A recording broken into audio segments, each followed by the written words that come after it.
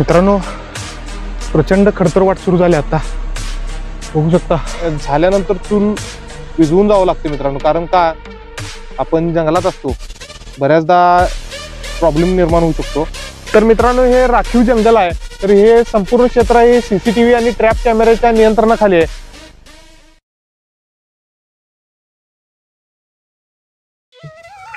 नमस्कार मित्रांनो, PM production Prashant मुळीके आपल्या युट्यूब चॅनलच्या माध्यमातून आपल्या सर्वांचं सहर्ष स्वागत. आज आपण एका नव्या ट्रेक पॉइंट मध्ये आलोय. जे ट्रेकिंगचे ठिकाण आहे ते सांगलीपासून पण अगदी हाकेच्या अंतरावर आहे, शिवाय कोल्हापूर हातकणंगले पासून देखील अगदी हाकेच्या अंतरावर आहे. तर वन डे ट्रेक म्हणा किंवा काही तासांचा जर वेळ असेल तर तो ट्रेक करण्यासाठी हे ठिकाण अगदी एक सुवर्ण संधी म्हणून आपण या ठिकाणी बघू शकतो ट्रेक लवर्ससाठी. तर हे ठिकाण आहे जे सांगली व हातकणंगले रोडला निमशिरगाव गाव आहे. तर त्या निमशिरगाव गावामध्ये असणारं हे तुकाई मंदिर ट्रेक आहे. चला तर आपण या तुकाई मंदिर ट्रेक बद्दल संपूर्ण तुम्हाला माहिती देऊ, आणि तत्पूर्वी आमच्या चॅनेलला तुम्ही लाईक, शेअर आणि सबस्क्राईब करा. चला तर आमच्यासोबत कंटिन्यू राहा. मित्रांनो, निमशिरगाव मध्ये ही पाण्याची टाकी आहे. जवळपास गावापासून 1 किलोमीटर अंतरानंतर आपण या ठिकाणी पोहोचतो. माझ्या मागे बघू शकता, ह्या जंगलात आपल्याला प्रवेश करायला लागतो. हे संपूर्ण जंगल आहे, तर या जंगलातून आपल्याला वाट काढत काढत आत जायला लागते. तर अशा पद्धतीचं. तर मित्रांनो, हे राखीव जंगल आहे, तर हे संपूर्ण क्षेत्र हे सीसीटीव्ही आणि ट्रॅप कॅमेऱ्याच्या नियंत्रणाखाली आहे. तर मित्रांनो, या ठिकाणी येताना 2 रस्ते मिळतात, पण जो उजव्या साईडचा रस्ता आहे तर त्या रस्त्यानं वर आल्यानंतर जागोजागी हे अशा पद्धतीचे मार्क करण्यात आले आहेत. याचे मार्क बघत आपल्याला वरती जावं लागतं. अतिशय सोप्या पद्धतीचा हा ट्रेक आहे, त्यामुळं जास्त काही या ठिकाणी येताना शूज वगैरे नाही जरी घातले तरी चालतंय मित्रांनो. अतिशय चिंचोळी अशी वाट आहे मित्रांनो, आणि पावसाळ्यात तर ह्या ठिकाणचं एकदम निसर्गरम्य वातावरण आहे. आणि त्या ठिकाणी पाहू शकतो आपण मित्रांनो, तिथे एक छोटंसं तलाव देखील आहे. प्राण्यांना पाणी पिण्यासाठी वगैरे तलाव केलाय तिथं. तर अशा पद्धतीचं हे जंगल आहे.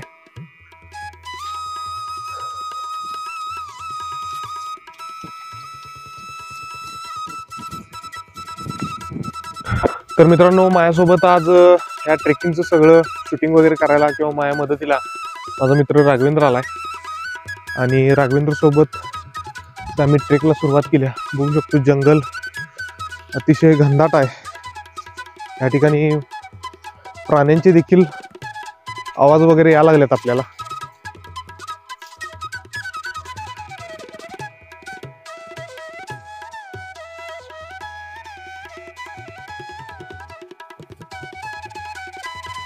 साधारण 300-350-400 मीटर आपण वरती आल्यानंतर अशा पद्धतीचा मार्क दिसतो आपल्याला. कोणत्याही जंगलात जाताना मित्रांनो असे मार्क बघत जाणं गरजेचं असतं, नाहीतर आपला रस्ता चुकू शकतो. काही अंतर वरती आल्यानंतर मित्रांनो आपल्याला हा पठारी प्रदेश दिसतो. मित्रांनो, हा समोरचा जो डोंगर आहे त्या डोंगरावर आपल्याला जायचं आहे. या ठिकाणी पाण्याची कोणतीही व्यवस्था वरती नसल्यामुळं आपल्याला पुरेसं पाणी वरती घेऊन जाणं गरजेचं असते.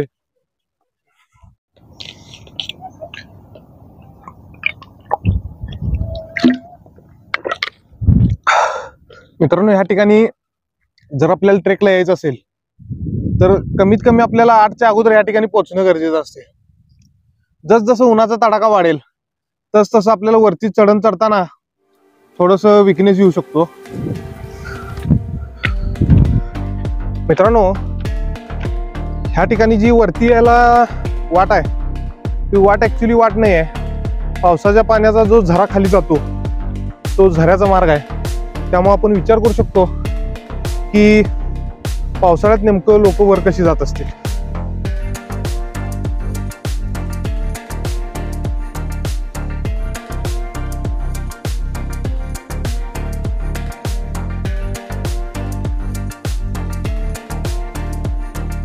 मित्रांनो, चालून चालून भुका लागलेल्या आहेत प्रचंड, त्यामुळे थोडंसं इथं मी आता झाडाखाली विसावं घेऊन या ठिकाणी थोडी मॅगी वगैरे तयार करणार आहे. तिला बघू शकताय लाकडं वगैरे फोडायला चालू केलं आहे त्यानं. मित्रांनो, ऑलरेडी ह्या इथं कोणतरी चूल केल्या, त्यामुळं आम्हाला तसा फायदाच झाला आहे. तर आम्ही थोडी इथं मॅगी वगैरे बनवणार आहे. आमच्या ट्रेकला, आणि खायासाठी आम्ही इको फ्रेंडली अशी सागवानाची किंवा केळीची पानं वापरत असतो, जेणेकरून पर्यावरणपूरक आम्ही नेहमी उपक्रम राबवत असतो.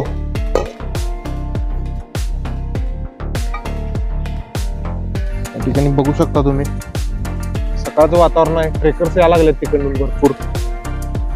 आणि अशात आम्ही हा आता मॅगीचा बेत आखलाय.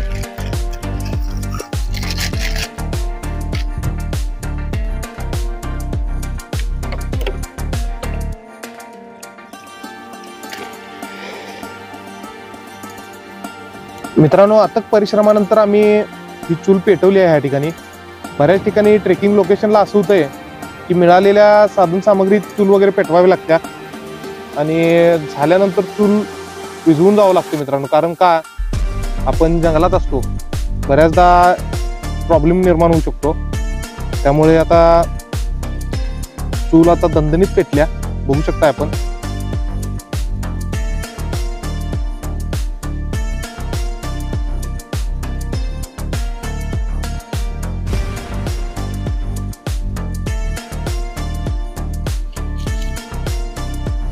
अशा तऱ्हेने मित्रांनो मॅगी ही तयार झालेली आहे आमची.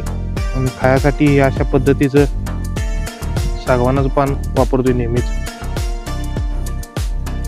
तर अशा तऱ्हेने मित्रांनो आम्ही आता मॅगीचं नियोजन करून या ठिकाणाहून आता सगळा जाळ वगैरे विझवून आता आम्ही पुढे मार्गस्थ झालोय.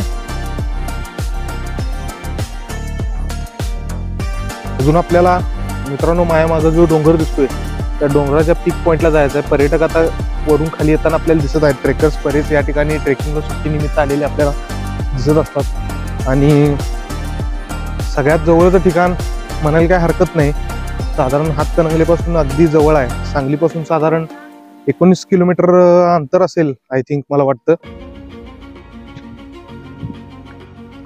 खडतर वाट आता सुरू झाल्या मित्रांनो.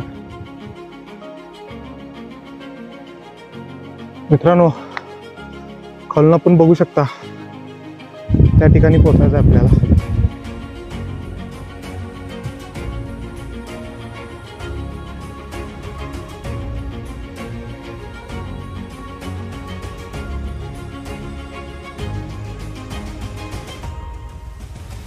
मित्रांनो, प्रचंड खडतर वाट सुरू झाली आता, बघू शकता. प्रचंड चढ आहे या ठिकाणी.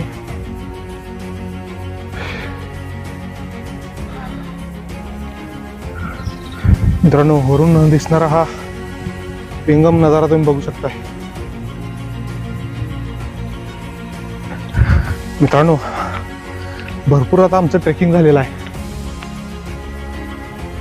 त्यानंतर गेल्यानंतर कडा वगैरे मागे दिसतो. कड्याच्या अलीकडून वरती जायला रस्ता आहे. तुम्ही जर कधी आला तर या ठिकाणी कन्फ्यूज होते ऍक्च्युली. या ठिकाणी पुढे रस्ता संपलेला आपल्याला दिसतोय आणि या ठिकाणी हा कडा आहे. कड्याच्या उजव्या बाजून जर आपण गेलो तर थेट मंदिराजवळ पोहोचतोय. मित्रांनो, खाली आपण खोल अशी दरी बघू शकतोय. इथं चालताना थोडंसं सावधानपूर्वक चालावं लागतं. मित्रांनो, भरपूर असं चालल्यानंतर आपल्याला शेवटी ते पीक पॉइंटचं मंदिर दिसायला लागले. चला तर आपण मंदिराजवळ जाऊन थोडीशी विश्रांती करू.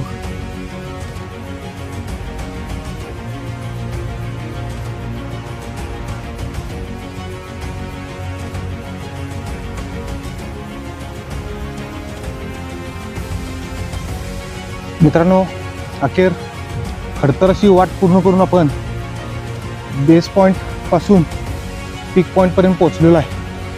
वरती आल्यानंतर हे माझ्या मागं तुम्हाला तुकाई देवीचं मंदिर दिसतंय. अतिशय इथनं पूर्ण खालचा निम शिरगाव परिसर असू दे, इवन आसपासचा जैनापूर वगैरे प्रदेश सगळा इथून दिसतो, बघू शकताय तुम्ही.